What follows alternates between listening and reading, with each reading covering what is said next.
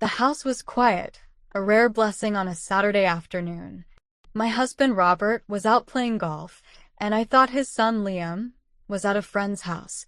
I was enjoying the peace, curled up on the sofa with a book, when a sudden muffled sound from upstairs caught my attention. It was a rhythmic thumping, followed by a soft groan. My first thought was that Liam had brought a friend over, or maybe he was just playing a video game a bit too loudly. Curious and a little annoyed that my quiet afternoon might be interrupted, I slowly made my way up the stairs. Liam's door was slightly ajar, which was unusual. He was usually very private. The sounds grew clearer now, a distinct creaking of his bed springs and those soft, stifled noises. A knot of unease formed in my stomach. As I reached the door, I hesitated, my hand hovering over the doorknob. Maybe I should just walk away. Maybe it was nothing. But then a more distinct sound, a kind of gasp, pulled me forward. I pushed the door open just a crack, peeking inside. The sight that met my eyes sent a jolt through me. Liam was on his bed, his back to the door, shirtless. His hand was moving quickly, covered by his blanket. He was clearly engrossed, his body tense, his head thrown back slightly. He was much older now, a young man, not the shy teenager who first came to live with us. My face flushed hot. I had stumbled upon him, not playing a video game, but doing something very private. Embarrassment for both of us washed over me. I felt like the worst stepmother in the world for intruding. But then a different feeling started to bubble up. It wasn't disgust or anger, but a strange mix of sympathy and something akin to fascination. He looked so vulnerable, so lost in his own world. A part of me, a very primal, unexpected part, felt a pull to understand, to maybe even comfort. I pulled back from the door quickly, my heart thumping. I needed a moment to process this, to calm my racing mind. But as I retreated, my foot caught on the edge of the hallway rug. I stumbled, letting out a small yelp. Hey, baby, I know you've been wondering where I've been. Trust me, I've been right here, but this channel's been playing hard to get. So I made a new home just for us. It's called Evelyn's Secret Stories. Same heat, same energy, even deeper secrets. The link's in the description, so slide over there, hit that subscribe button, and let's pick up where we left off. The sound was loud in the quiet house. I froze, holding my breath, hoping he hadn't heard. A moment later, I heard the creaking stop. Panic flared in me. He knew. Mom. His voice was raspy, laced with caution and confusion. My heart sank. There was no going back now. My quiet afternoon had just taken a very, very unexpected turn. I took a deep breath, trying to compose myself, and walked back to his door. I pushed Liam's door open fully this time, stepping inside.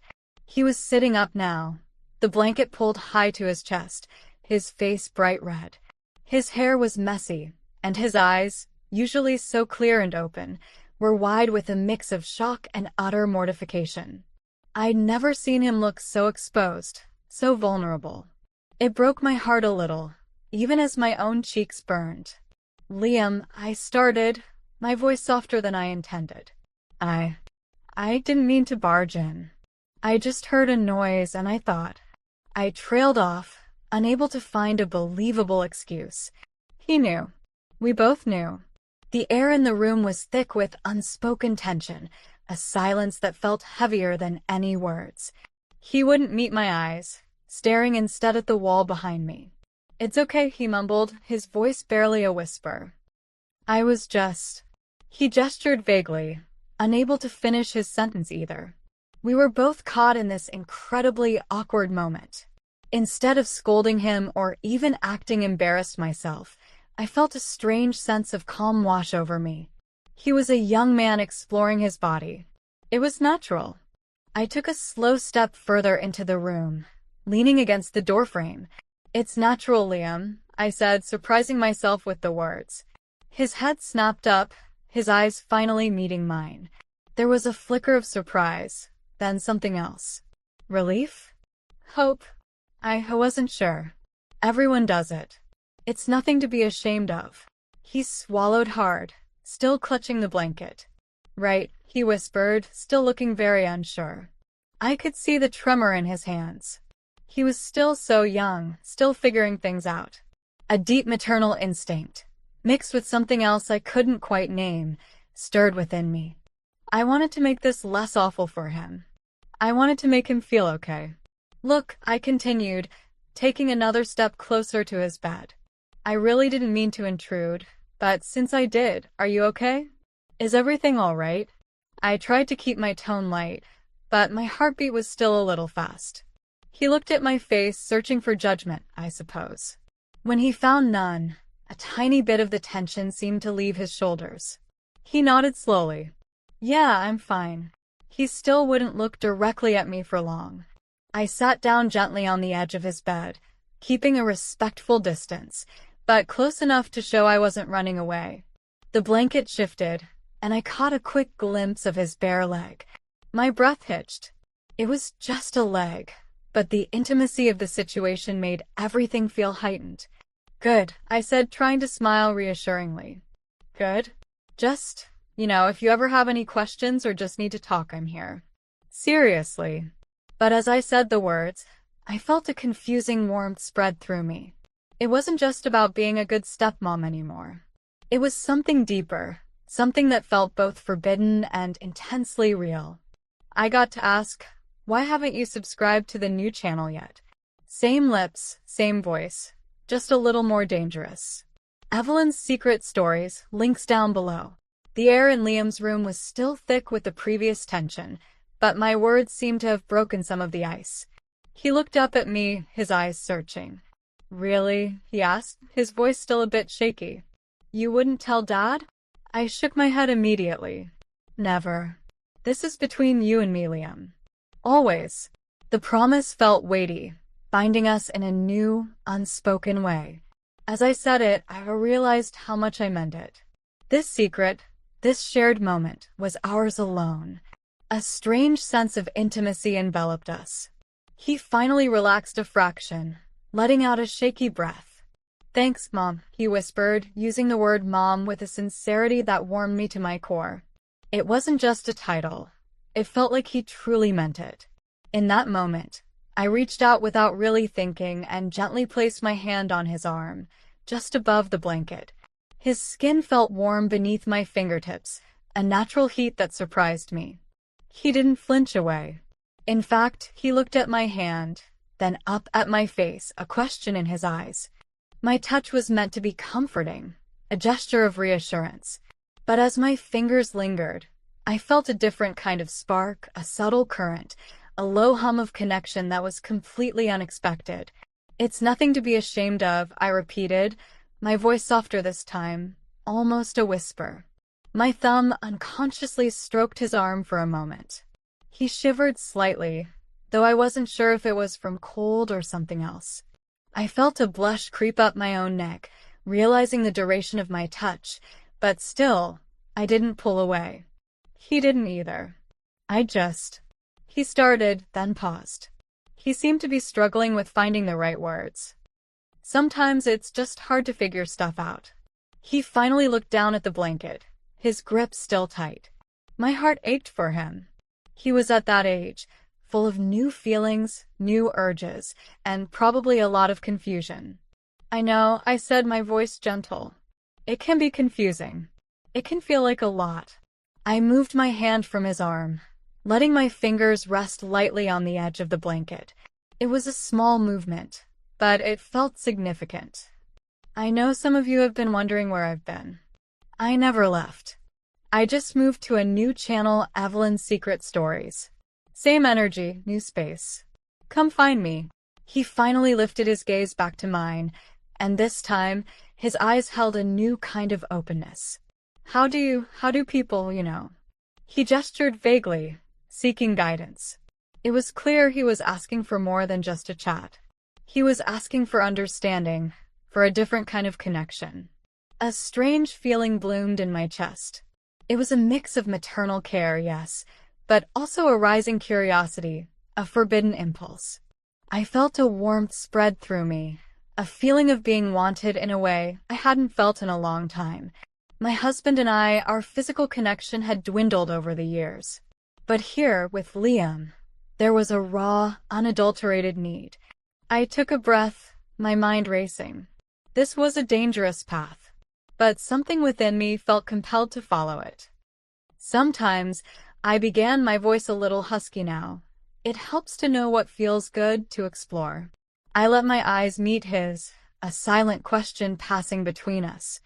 He didn't look away. Instead, his gaze dropped to my lips for a fleeting moment, then back to my eyes. The unspoken question lingered, potent and undeniable. The silence stretched between us, charged with a new, potent energy. Liam's eyes, wide and searching, seemed to be asking me to continue, to explain. And as I looked at him, truly looked at this young man who was struggling, who was asking for help, I felt a powerful urge to give him what he needed. Not just words, but something more, something that felt right, even as it screamed wrong in the back of my mind. "It's about touch," I began, my voice barely a whisper. I moved my hand, letting it rest gently, almost accidentally, on the blanket that still covered his lap.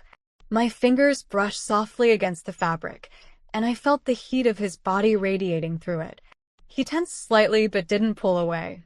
"It's about understanding your own body, what makes it feel good." His gaze was fixed on my hand. I could see the pulse throbbing in his neck.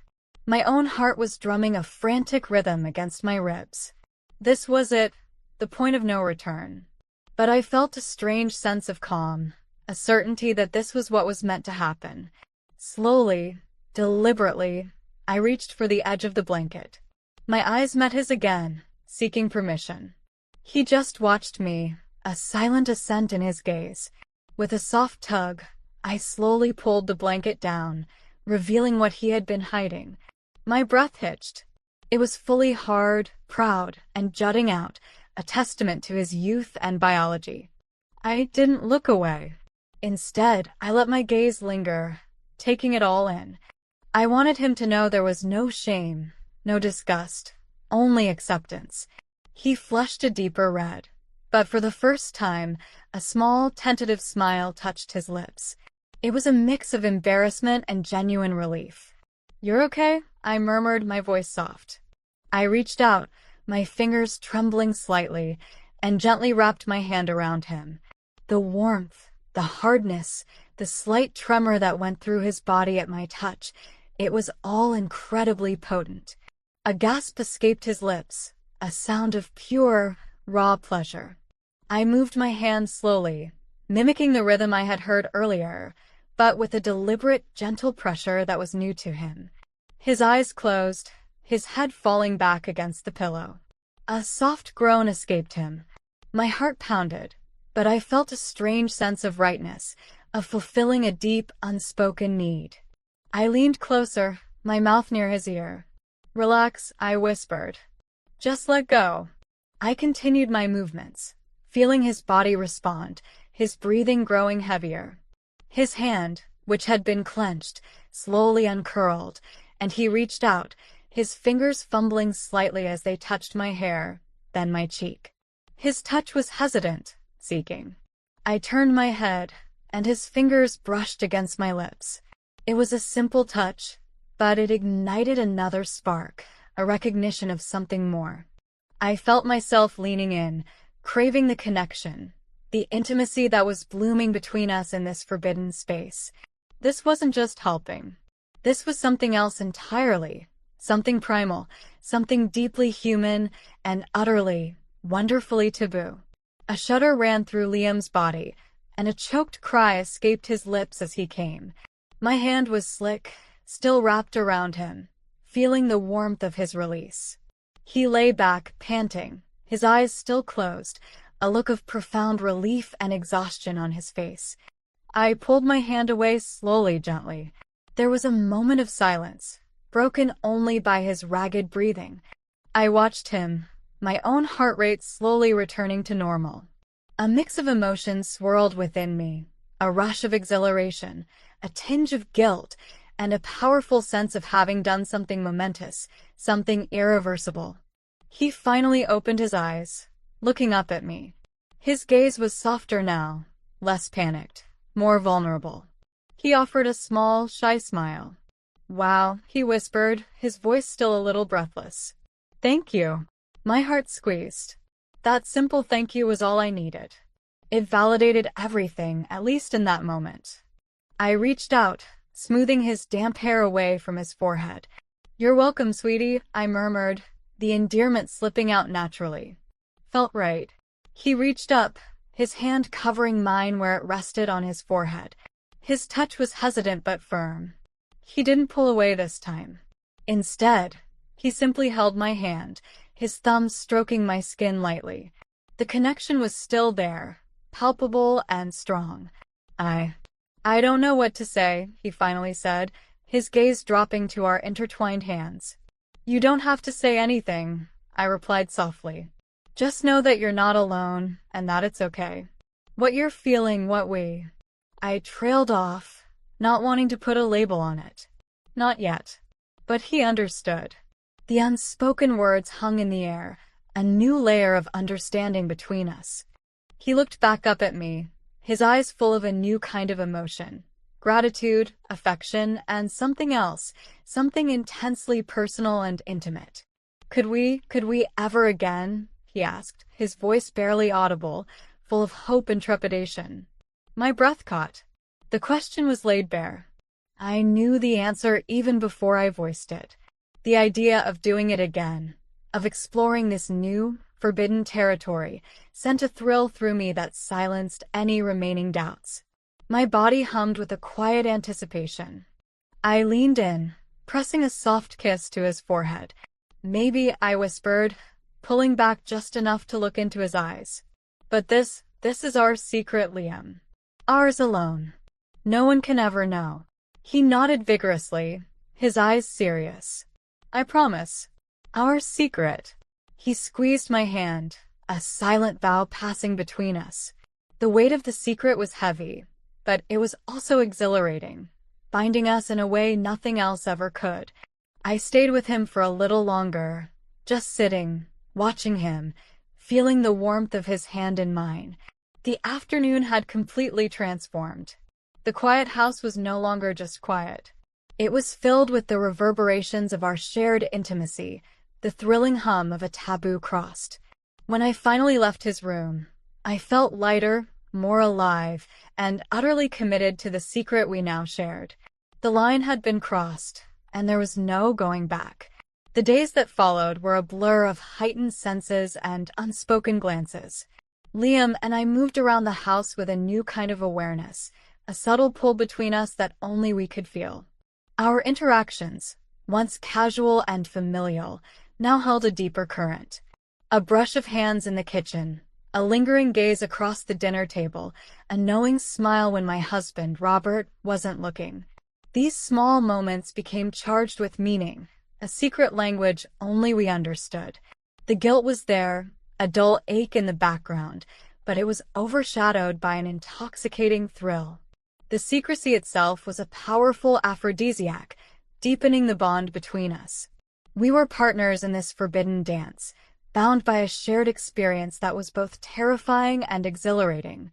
One evening, after Robert had gone to bed, I found Liam in the living room, ostensibly watching TV, but his eyes were on me the moment I entered. The house was dark, save for the soft glow of the screen. I sat down on the sofa next to him, leaving a small space between us. The air crackled with anticipation. "Rough day?" I asked, my voice low. He shrugged, his gaze flicking to the hallway, ensuring Robert was truly asleep. "Just thinking," he murmured, then turned to me, his eyes dark and intense in the dim light. "About us?" My heart hammered. "About us," I repeated, my voice barely a breath. He nodded, then reached out, his hand gently settling on my thigh. It was a bold move, confident this time, not hesitant. I didn't flinch. Instead, I leaned into his touch, a shiver running down my spine. His fingers began to stroke my skin through my jeans, a slow, deliberate rhythm that sent warmth spreading through me. "I can't stop thinking about it," he confessed, leaning closer. His voice was husky, raw with desire. Or about you. My own desire flared, a powerful force that eclipsed any lingering reservations. Me neither, I admitted, my hand finding his, intertwining our fingers. His touch was electric, a stark contrast to the familiar, almost brotherly touches of the past. This was new, exciting, and utterly consuming. We spent many nights like that, after Robert was asleep or when he was away. Our encounters became more frequent, more adventurous. We explored each other's bodies with a newfound passion and curiosity, always careful, always silent, always bound by the sacredness of our secret. The help I had offered him that first day had blossomed into a full-blown, deeply intimate relationship. It was a dangerous game, living a double life. Every shared glance, every stolen touch, every hushed conversation carried the risk of exposure. But for us, the risk only amplified the sweetness of the forbidden. We were two souls who found solace and passion in a place no one would ever expect, building a world of our own, hidden in plain sight. Our taboo romance became our new normal,